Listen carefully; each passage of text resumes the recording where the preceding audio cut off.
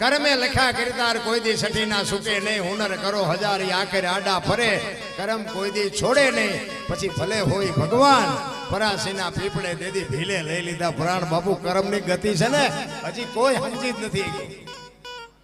વિચાર કરજો, એક તમને મહાભારતનો દાખલો આપું કે ભીષ્મ જેવો થઈ થાવીને થાશે આવો ત્રિકાળજ્ઞાની મહાપુરુષ ગંગાનો પુત્ર ભીષ્મ છેલ્લે બાળની પથારીમાં હોવું પડ્યું.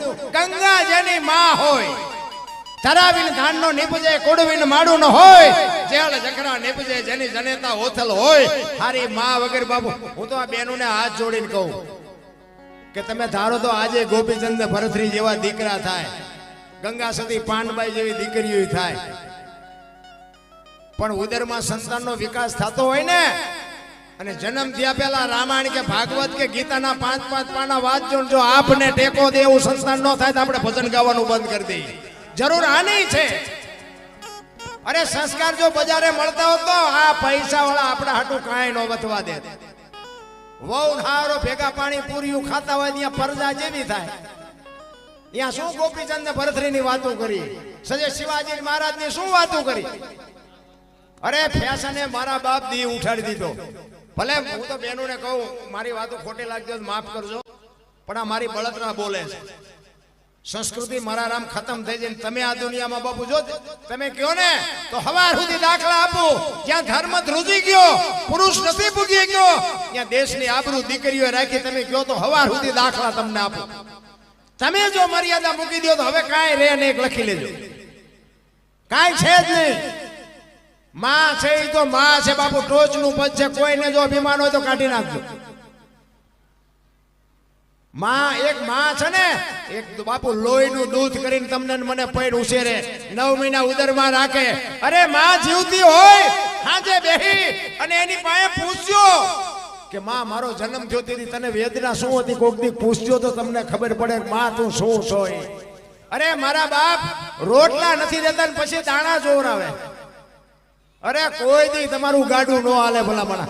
માન બાપના કાળિયા ઠારો, જિંદગીના જો ચકડા ફેરવી ન નાખે તો મા બાપના આશીર્વાદને કોઈ માને નહીં ભલામણા. માન બાપ જેવા ભગવાન છે ને દુનિયામાં ક્યાંય છે નહીં. માન બાપ છે ને ઈ જ બાપુ આપણો મેઇન મુદ્દો છે. આ બે નો હોત ને તો આપણે નો હોત. હો વાતની એક જ વાત. અત્યારની પ્રજા એમ જ કે તમને ન ખબર પડે, તમને ન ખબર પડે. એટલે નહોતી ખબર એટલે 100 વીઘા રાખી હતી, તું 10 વીઘાના ઉલાળિયા મીડ્યો કરવા. અમને નથી ખબર, અમે બાવળિયા ઉગવા દીધા પણ વેચી નહીં. ન કે વેચી નાખ્યો તો બેટા મારા તું ટિફિન લઈ નો કારખાને સડી ગયો. અરે શું ભલામણા મા બાપે આપણા માટે કર્યું છે. દેહના કોથળા કરી નાખ્યા, કોથળા મારા છોકરા, મારા છોકરા, મારા છોકરા. અને છોકરા થયા બાપુ અવાડા દાટા કાઢે. અમુક ના છોકરા નથી ને એ કે ભગવાન એકાદો દે, એ ભગવાન એકાદો દે. સે ઈવડે એમ કે હે ભગવાન આના કરતા નો દીધું હોત તો સારું. આમાં શું સમજવું, ચા સંસ્કાર ગોતવા.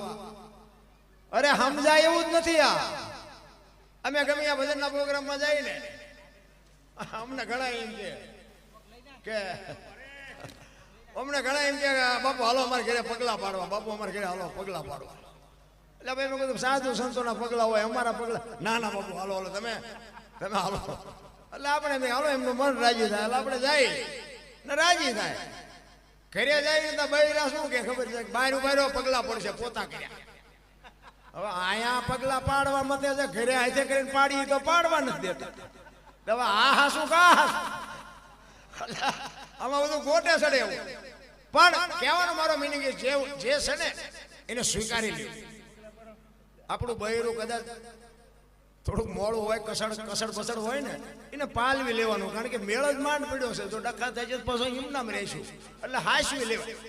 જે પરિસ્થિતિ છે એ પરિસ્થિતિને જાળવી લે. પછી છોકરા કદાચ આડું ટાળું બોલતા હોય ને તો આપણે ઈશ્વરને કહેવાય મારો સમય એવો હોય છે, મારા નાતવાને સદબુદ્ધિ આપ. બાકી એક તુકારો દે ને એક ગાળ દે ને એક ધોકો મારે ને એક લાફો મારે બાપુ એનું પરિણામ શું આવે એનું કાંઈ નેઠો નથી. એક જ વાત તમને કહી દઉં, તમે એક બેસી જશો ને, હું તો વહુ ને હાઉ ની માથાકૂટ હોય ને તો હું તો હાઉ ને કહું તમે હાઉ જો હાઉ એવું મટી જાવ ને તો વહુ મટી જ જાય.